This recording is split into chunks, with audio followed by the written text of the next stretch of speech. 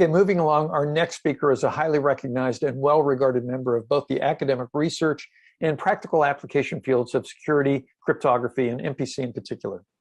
Dr. Nigel Smart earned his PhD from the University of Kent at Canterbury in 1992. He worked for a number of years at Hewlett-Packard, and then he transitioned into research and teaching when he joined the University of Bristol in 2008.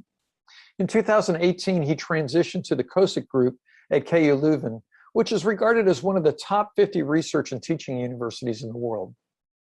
Nigel's held a Royal Society Wolfson Merit Award and 2 ERC Advanced Grants. He was Vice President of the International Association of Cryptologic Research in 2014 to 16, and in 2016, he was named a fellow of that organization. In his spare time, he was a founder of the startup Indentum, which was brought by Trend Micro in 2008. In 2013, he co-founded Unbound Security, a company deploying products based on multi-party computation. And he's also the co-founder of the Real World Cryptography Conference Series. Please join me in welcoming Dr. Nigel Smart. Nigel? So, welcome. We're going to overview MPC versus different forms of privacy-enhancing technologies, or PETs, as they're known. And MPC is a type of privacy-enhancing technology called because it allows computing on encrypted data. So it's a kind of co-ed technology. So privacy enhancing technologies can be divided into these different camps. There's statistical techniques, which involve differential privacy with federated machine learning. We have more cryptographic techniques on the left-hand side of this picture, which is multi-party computation, fully humble encryption, zero-knowledge proofs. And then at the bottom, we have like hardware-based techniques. And these are they have different pros and cons, and you can do different things. So let's kind of look. So it's really easy. It's nicer to examine these technologies when you actually have something concrete to think about. So let's think about something really simple. So what we're going to do is we've got 3 entities, A, B, and C. They've each got data on 100 people, age, height, weight, whatever. And they want to compute some joint function on the data such that no private information leaks. So the individuals that party A has data on, when we do the computation, we don't want this to leak to party B or party C. And in all cases, we're just going to compute the average, because the average of something, the average age, the average height, the average weight, or whatever. Because this is nice and easy to do. And then we're going to kind of see how it generalizes to other problems. We're kind of going to focus on machine learning style problems because that's what kind of people want to do. But you can imagine you could compute averages, you could compute standard deviations, you could do pie charts, histograms of the data, generalized linear models, deep neural networks, whatever. Everything's just computing a function. So, but here we're just going to focus on averages. Okay. So what's method 1? So method 1 is to do it in the clear. And what you do is just give your data to a third party. So imagine you've got some cloud service provider here that you're going to send the data to. Clearly there's no security. You've given all the data to them. You could also kind of send all the data to party B, and party B could do it. But all the data leaks. So we have no privacy. So the variant on that is what's called a trusted execution environment. So when we send the data to the cloud provider here, it goes into some special form of hardware. And this special form of hardware, all the data outside the hardware is encrypted. And then when it goes into the hardware, it's decrypted and algorithms can run on it. That's what's called a trusted execution environment. In the industry, this is often called confidential computing, as opposed to secure computing or something else. This is confidential computing. And the entire security, the reason the cloud provider does not get access to the data rests entirely on the security of the hardware. Now, there are 2 complexities here. The first complexity is that usually confidential computing is used when one entity wants to send data to the cloud and compute on it. And so therefore, a lot of the provisioning is designed for that situation. In this situation, we actually want to share data. And in some sense, it's not that well designed for that. So provisioning becomes more complex. The second and bigger problem is that within this trusted execution environment, it's actually running a modern processor. So in some sense, it has all the pipelines. It has deep out-of-order execution, deep pipelines, superscalar execution, etc., branch prediction. And what all of those things do is they create side channels. And side channels are where data leaks because of what the device is doing. It could leak from power consumption. It could leak from the electromagnetic radiation being emanated by the chip. It can leak from timing information. And so you are susceptible to side channel attacks if you use a trusted execution environment. Now, in the real world, there is no evidence this has actually happened on real devices deployed in the real world. But there's plenty of academic evidence that this is possible, and it seems almost impossible for a trusted execution environment to completely protect against side channel attacks just by the very nature of the beast. So you've got to ask yourself the question, if you don't trust the cloud environment with the data in the first place, because that would be method one, why do you trust them not to run a side channel attack? Okay, so you've got this kind of issue that's kind of there in the background. So that leads us to method three. Now, method three is federated computation, which is a term I've coined. It's usually used in the words of federated machine learning, but we're going to do it for arbitrary computation, and it can often be applied to various computations. So let's see what this means in our situation of computing an average. So what we do is each party locally computes the function themselves. So for example, here we have that this party computes the average x, this party computes the average y, and this party computes the average z of their data, of their 100 people. And then we just combine them together and divide by 3. Okay, so we compute the average that way. Now, the local average definitely leaks. We definitely leak the average of party A's results. Now, maybe this is okay, maybe this is not okay. But certainly, information leaks. And you have to be really, really careful here because you have to consider the bigger picture. It's not just this query. You have to look at how much information leaks over all queries. So a classic example is if you suppose you want to take two averages. You take an average of 51 people, say all the people who are height grade, age grade in the 10 or something, and then you take a subgroup of 50 people. And so what happens is by taking an average of 51 people and an average of 50 people, you actually reveal the information of that extra, the 51st person, yeah? So what happens is that taking averages still leak information. So one way what we could do to repair this problem is use what's called differential privacy. So differential privacy, what it does is it adds a bit of noise onto the average of party A, adds a little bit of noise onto the average of party B, adds a little bit of noise onto the average of party C, and then combines them. And the idea is that you just want to add just enough noise such that you hide individual data, but not too much noise is added so that you actually still get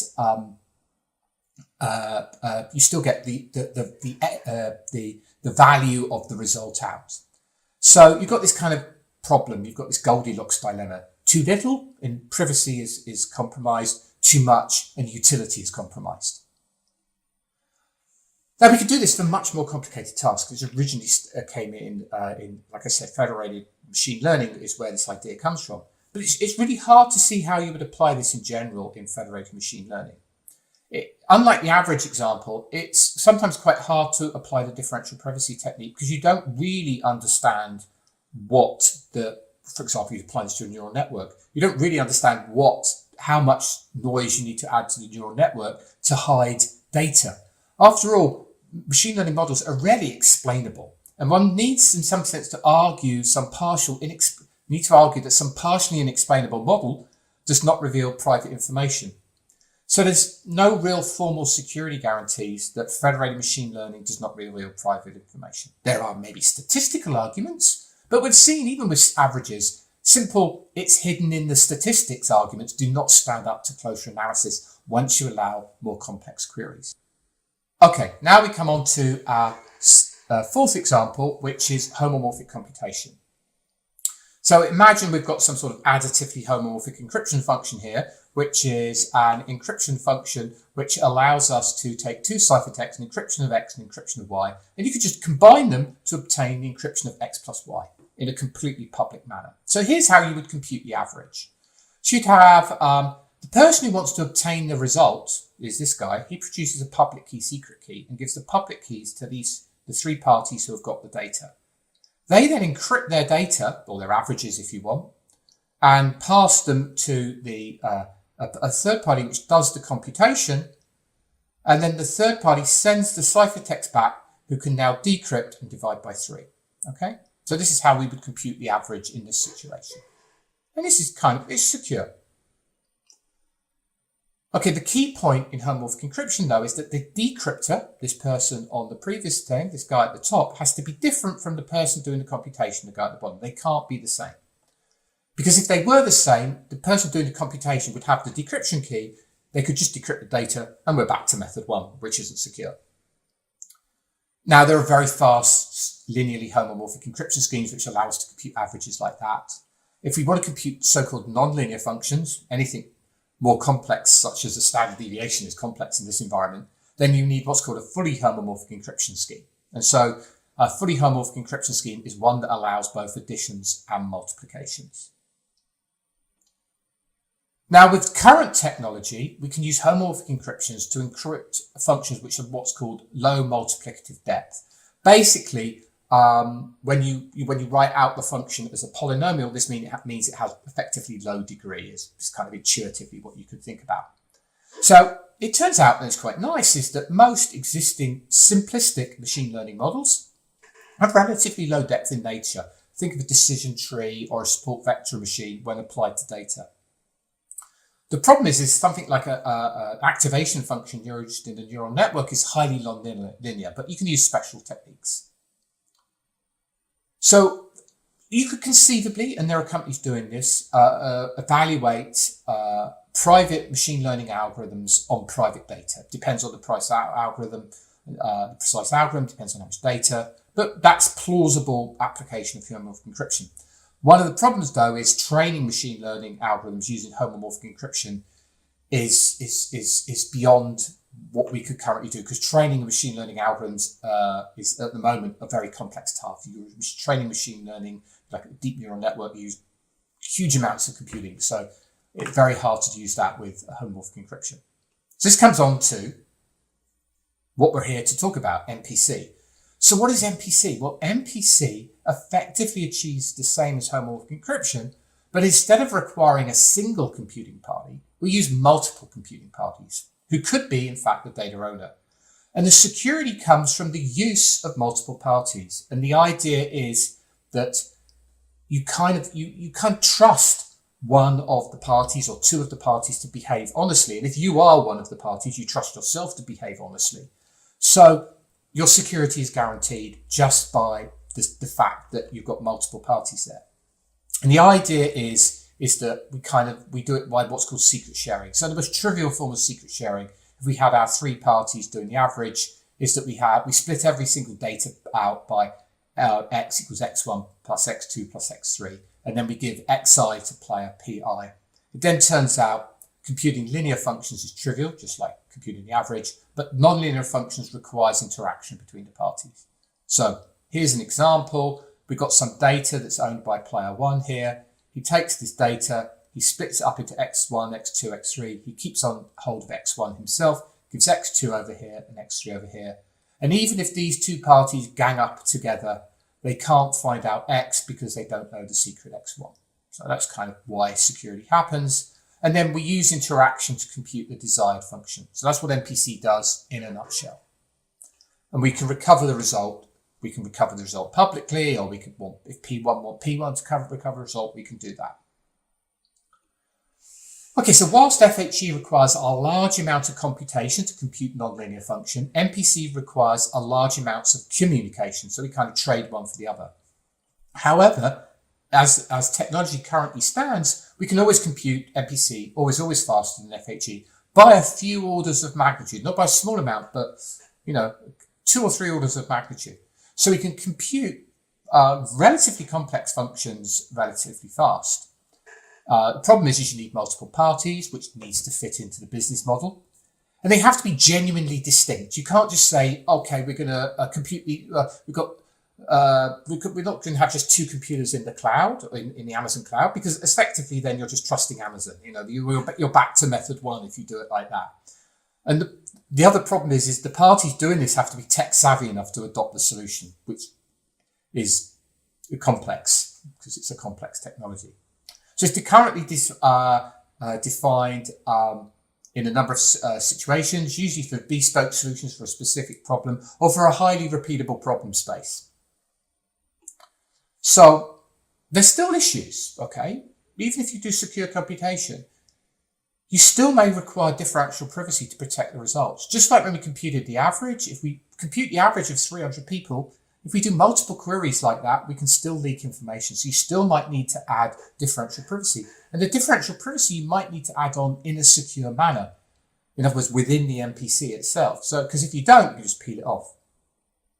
You could imagine that you could combine MPC and FHE with federated learning. You could use MPC and FHE to combine models in a federated learning example. But then you've got some attacks, how do you know if this party's using the same data, has not tweaked the model, or all sorts of other things. So there are kind of issues that you have to do, but you can combine these techniques together. But there's other differences between MPC and FHE. It's not that just one uses huge computation and one uses huge communication. In FHE, on its own, you trust the person computing the function to do the correct thing. What if they compute the wrong function? What if they, instead of computing the average, actually leak the age of the person, the target that they're trying to find the age of? So you have to trust the computing party in FHE to do what he wants. Whereas in MPC, for most deployed protocols, that comes for free. These active attacks become impossible to mount. Active attacks are not just about getting the wrong result. They can lead to a privacy breach. If you compute the wrong function, the function could be adversarially chosen and it could just leak the wrong the data that you're trying to protect. To secure FHE against active attacks, you need another form of PET technology that you see a lot of at the moment, which is what I call method 6, which is verifiable computing or zero knowledge proofs. Now, VC and ZKPs are roughly the same thing. Then they basically solve the problem is if you ask someone to compute something on your behalf, how do you know you've done it correctly? Which is our problem with FHE, yeah? So let's assume the computing party has some data ABC that's committed to in some way, and we ask it to compute a function. So what we do is that it computes a function along with a proof that it's computed the correct function, the function we asked it to compute. Now, if there is no private information, this is what's called verifiable computation. But if there is private information, which is what we got in this case, ABC, then this is what's called a zero knowledge proof. And the key point is that verifying the proof should be faster than generating it, because otherwise, why would you make someone else do the computation for you? Now, ZKPs are used a lot in blockchain applications today. They really are really amazing, and you can do really, really complex things with them. We at KU Leuven, we're working on a DARPA project where we're verifying bugs in existing code without revealing the bug. So these are really complex functions you're computing. The generating the proof is the hard bit, which is bit, but usually verifying the proof can be done in matters of milliseconds. But yeah, there are some issues with VCs and ZKPs. So in summary, PET technologies come in many flavors. Each has advantages and disadvantages. Major issue is not only matching the PET to the security requirement, but also to the business requirement. In that business requirement with the FHE, we needed the person doing the computing and the person doing the decrypting to be different parties. So they have to be separate entities, different businesses. And the issue is not just computing something without revealing the data. You need to compute the correct function, because even if you compute the wrong ones securely, you could still lead to a data breach. So, is this something for now, or is this something for the future? Okay. So, finally, what we can see is in the last 10 years, we've had massive investment in MPC and FHE. There's been DARPA programs, which invested around $200 million. There's been EU-funded programs, which have been conducted since the 2000s. So there's huge amounts of very, very deep technology been developed in industry and in academia. Venture capitalists have poured vast sums of money into this in the last 5 years.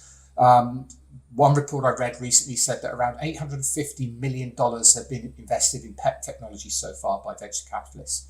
And Luna Ventures, which is a VC firm based out of Berlin, estimates the PET market was going to be around $1 trillion by 2040. And there's many companies working in the space. If we look at TE companies, confidential computing, they're usually the big players, ARM, Intel, etc. FHE companies, there's a bunch of startups. I mentioned a few there. There's others. There's an organization, homomorphicencryption.org, you could look at. And you're here because you're interested in MPC. And MPC, there's a huge number of companies. And there's this amazing organization like MPC Alliance, which of course you all know of, which is using this. So it's really here. It's here now. It's being deployed now. It's being deployed by big companies. It's being deployed by small companies. We've got loads of people producing products. It's here. So you've got to take aware of it, to take account of it. So I hope it's been useful in comparing the different technologies for you. Thank you, Nigel. I'm always impressed at how you can take such complex topics and boil them down to a level that makes them so much easier to understand. Unbound Security was one of the co-founding members of the MPC Alliance, and we always appreciate your efforts and the Unbound Security team as well.